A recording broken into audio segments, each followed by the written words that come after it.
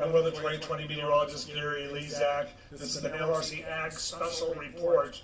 What you're looking at here is actually an anchor trough and anchor ridge. Storm systems came across the southwestern part of the country, blasted the mountainous areas. The ski areas really had a great season. Brought snowstorms to Minnesota, the Dakotas, and then turned southeast. It has created a problem in the Corn Belt, and it continues. So this is an LRC Ag Special Report. Give me the next 10 minutes. The next update will actually be on Wednesday. We're going to do a little tropical update then for all customers. But this is for premium customers right now. Okay, let me take you through this.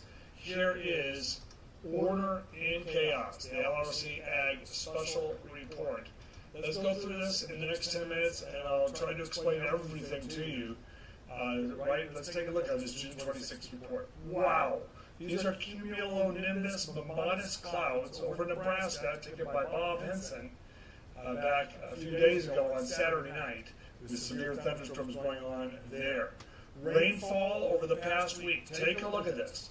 Rainfall during the past 7 days ending Sunday, June 25th, shows that we continue to have dry weather across parts of the Corn Belt, eastern Kansas, Missouri, southern Iowa, Illinois, Indiana, while 5 to 8 inches, 10 inches of rain fell in a few spots. Crazy.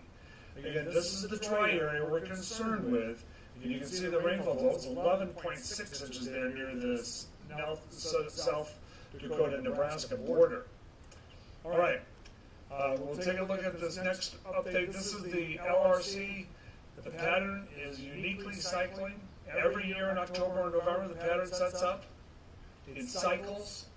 And we are in the 6th cycle of this year's pattern. We're near the beginning of the 6th cycle. So there will be a 7th cycle and then an 8th cycle before the new pattern sets up next September and October.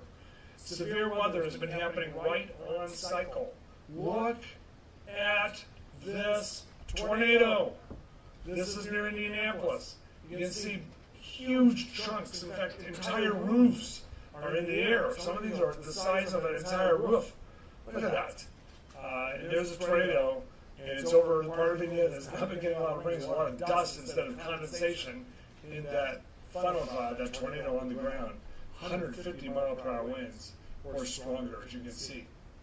Here are all of our predictions that we made on January the 16th. We were 10 out of 11 upon further analysis. Only one did not quite happen the way we thought. 1, 2, 3, 4, 5, 6, 7 of the 11, the 8 of the 11 reports were really done well. Just 3 of them not quite as good, and that's what that block influenced the pattern. This is one part of the cyclic pattern that every 50 days has been producing severe weather. From the beginning of the pattern, a cluster of tornadoes happened. And then right around the 24th of January, again, near the Gulf Coast, a cluster of tornadoes. And then in March, May, and then recently the one that just hit Indianapolis. Again, each cycle of these little clusters of tornadoes is really interesting. I'll post this, you can take a look at it.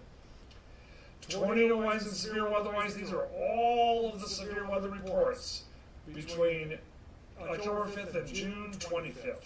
So you can see all the reports, and June has been wildly active compared to the other months. So we thought May would be, but May was quieter because of the block. I color-coded them. What we just showed you was the blue part of the pattern. See that? Every 50 days? But there are other parts of the pattern that have also occurred every 50 days, producing tornadoes and severe weather. Here are all the tornado reports. And 85% of all these reports happen in our predicted time frames. And here's all the tornadoes. Very interesting, including this one from Sunday. What is going on? What has been happening to this pattern? Well, there's the block that has existed. And the block has really caused some problems. This was in April, and then as we take a look, by today, the block is broken down pretty much.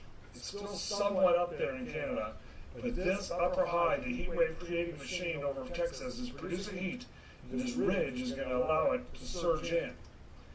All right, so that has resulted in the drier than average precipitation, drier than expected. Precipitation and percentage averages below normal over much of the Corn Belt. There are parts from October till now that are definitely near to a little bit above average. But most areas have been dry. Cycle 1, it was dry. That was the first warning that it was going to be a problem. Cycle 2, it got wet, very wet and snowy from California across Utah into Colorado. Cycle 3, the entire Corn Belt was above average, and we thought, uh-oh, maybe we're going to be fine this season. However, Cycle 1 meant way too much. Look what happened in Cycle 4. Back to the dry, and last cycle, dry weather caused by the blocking has spread across a good part of the Corn Belt, and it's causing some stress in the corn prices. And we hope to see some rain, which I'll show you is in the forecast. Here's the LRC model. Showed it to last week. It's still almost exactly the same. Above average rain across the northern Corn Belt, below average rain across the south and east Corn Belt. This is Illinois, Indiana, with below average, but still it shows maybe adequate rain in a few of those crops coming up.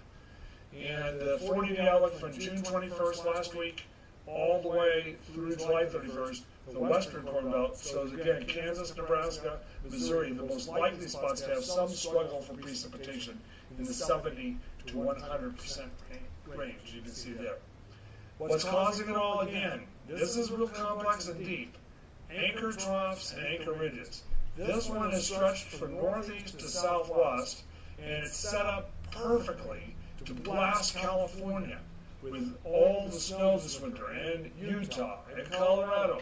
The storms would come in, go over this ridge. It looked like strong storms. Minnesota had historic snowstorms because of this pattern. And then they dropped down to the southeast, but it left many areas of the plains frustrated. And this is the forecast model for Wednesday of this week. Notice there it is. I drew it in the dotted line. Yes, this is complex. Just know the same pattern continues as we move through the summer months. All right, and this heat is good news is that it's going to build into the plains, it's going to get wiped out. But watch out for the second half of the summer for the heat. Drier. This is the GFS American model. Notice it does have 1 to 2 inch rains now over parts of Nebraska, southern Iowa, the areas that have been getting this, Illinois and Indiana. The European model, it's similar. It's a little drier in Iowa, so it's still a struggle, but there's some spots that may actually finally get 1, 2, 3 inches of rain that really need it from Omaha to Kansas City. However, this is still suspect. The heat will surge out into the plain states and then get wiped out by a summer cold front late this week. 1 to 2 inches of rain is desperately needed in a few key locations, and there are a few chances that may get to these totals in a few months, a few spots in the next 10 days. The summer monsoon will begin in the next 2 weeks. More on that in the next week's update. There is still an impacting heat wave expected, as you can see right here. So there you go. There is order in chaos.